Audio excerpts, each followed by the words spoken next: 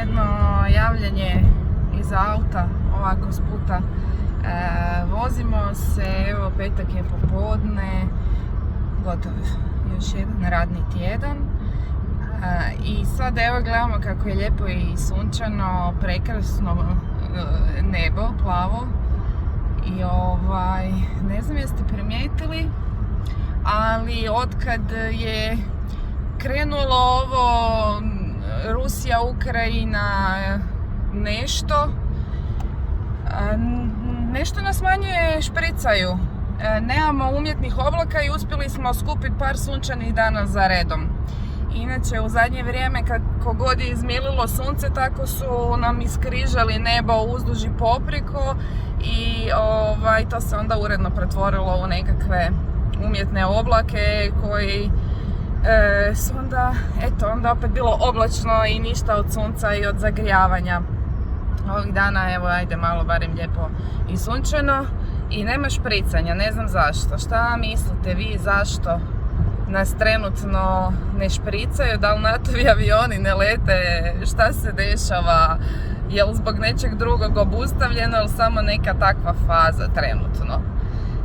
A lete avioni, dakako, evo trenutno gledam nekoliko njih, vidim ih na nebu i ostavljaju trag, ali trag nestaje za njima onako kako je uvijek nestajao kad smo bili djeca i gledali u trag aviona na nebu, uvijek jednako dugačak, otprilike ne ostaje satima nakon što avion prođe. A eto, avioni lete, a lete i neke druge stvari, pa tako nam je sinoć doletila neka zasad neidentificirana letjelica, leteći objekt, NLO, poluidentificiran. Nemaju oni pojma točno šta je to bilo, ni kako je došlo, otkud je došlo, ko je ispucao, šta se dogodilo. Kako sam sad na pola od ovog sunca, evo ga. Dakle, prema prvim vijestima kažu letilo je toliko nisko da radari nisu zabilježili, a onda se poslije isprave i kaže kontrola leta je na sekundarnom sustavu radara cijelo vrijeme pratila situaciju i tamo nisu doista vidjeli to prije nego je palo. Zato što je bilo nešto isključeno, neke komunikacije, šta, ali nemam pojma. Nisam dovoljno stručna da sad sve zapamtim to. Ali kažu onda naknadnom provjerom primarnog radarskog sustava ustvrđeno je da ipak postoje zapisi kako je to prošlo kroz hrvatski zračni prostor, koliko je dugo bilo u zračnom prostoru, kojem je brzinom išlo, otkud je došlo. Sad mene zanima zašto oni stalno nadziru sekundarni sustav, odnosno zašto se sustav koji redovno nadziru naziva sekundarni, a onaj koji idu naknadno pregledavati po potrebi nazivaju primarni. Evo, meni ta logika baš nije nešto. Pa su onda zaključili da su to neke stare ruske rakete, to jest letjelice, nisu ni rakete, nešto što ispucavaju, ali je bilo bez naoružanja i kao da je namijenjeno špijuniranju. Ali to više ne koriste Rusi, nego navodno Ukrajinci. Ali su se i Ukrajinci već stigli u današnjem danu ograditi od toga. Dakle, to sve ide tako brzo i tako, da ne znam uopće šta bi mislila o tome. Osim što mogu reći da srećom nije nikoga ozlijedilo, nije palo na taj studentski dom, nego tamo pored, jer to je fakat moglo biti užasno, baš užasno, a Zagreb ima ludu sreću što se tiče gađanja po samom gradu. Ja ne znam, nas očito dragi Bog čuva i voli. Ja sam evo imala priliku 2.5.95. Doživjeti onaj napad tad na Zagreb iz aviona, bacanje bombi i kad je pala, kad su zvončići pali baš od svega na moju školu, tad na Križanićevu. I Križanićeva je godinama nosila oznake od tih zvončića izvana i iznutra to nije bilo baš taj čas pokrpano.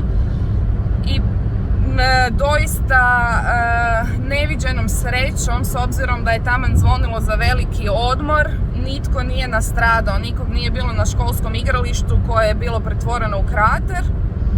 Onda je sljedeći dan palo u Zagrebu, u centru, bilo je nešto ozlijeđenih, ali nije bilo tako strašno s obzirom da je u pitanju centar grada. Tad su tamo negdje na Lado je palo tako nešto. Je, da.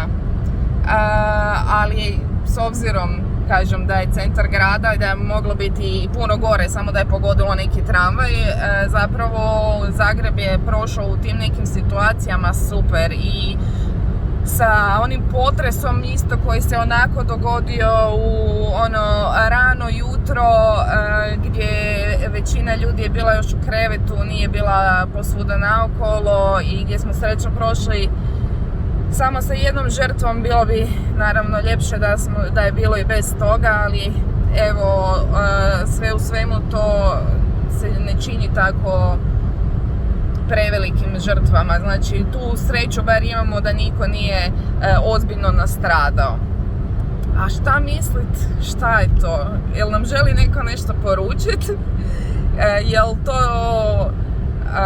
slučajno palo? Da li je bilo navođeno zapravo negdje drugdje? Da li nas neko špija? Da li neko špija sad cijelu Europu iz nekog razloga? Ili nam samo žele, ne znam, dizat paniku i onako dižu paniku.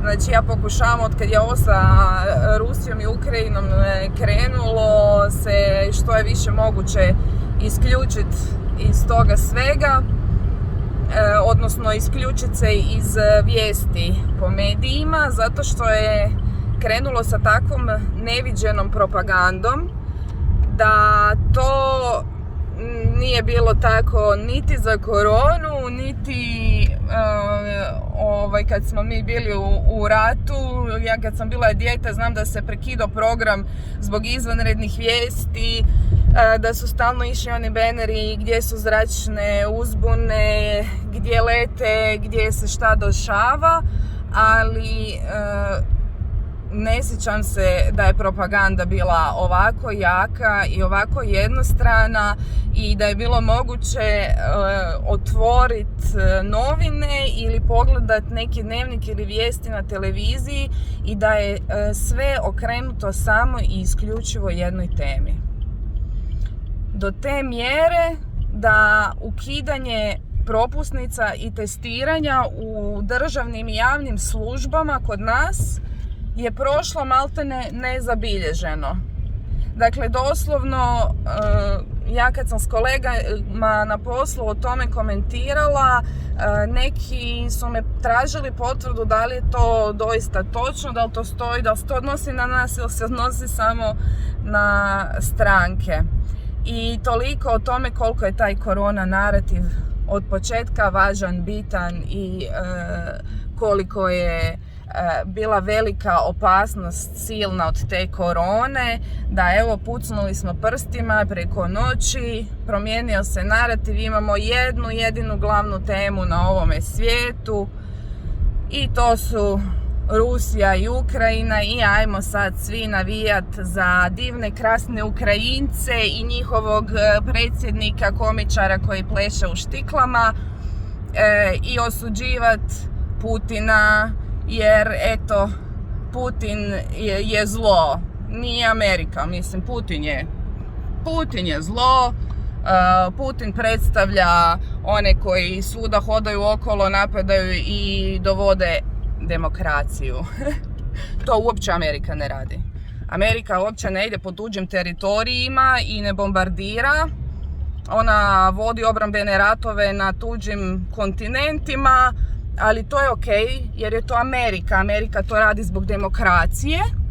Usput pobere naftu, zlato, resurse, uništi vodovod u Libiji koji ide kroz Afriku, uništi banku sjemena u Siriji, napravi gomilu izbjeglica muslimanskih koji dođu zauzimati Europu bez ispaljenog metka, nema obrane od Turaka ovaj put da bude na Balkanu zadnja crta obrane, nego eto sad idu, samo tako idu.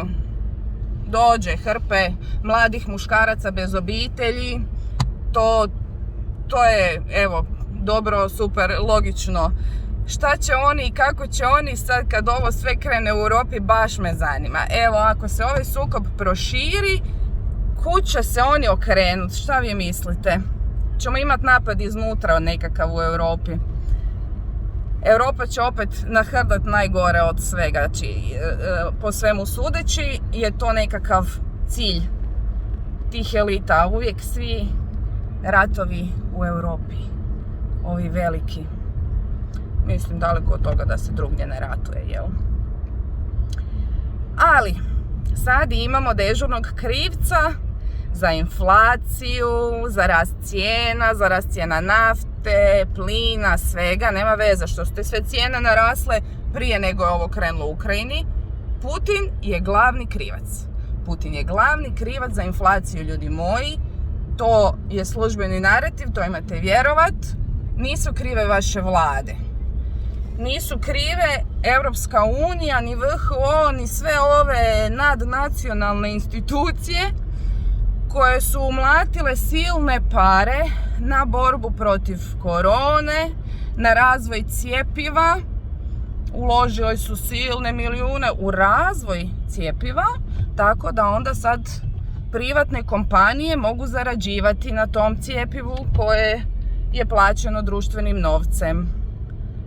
I tako, malo pomalo razvijaju se globalistički planovi, krećemo se prema njihovom velikom resetu i sad najveće pitanje u svemu ostaje da li Putin igra s njima ili igra protiv njih.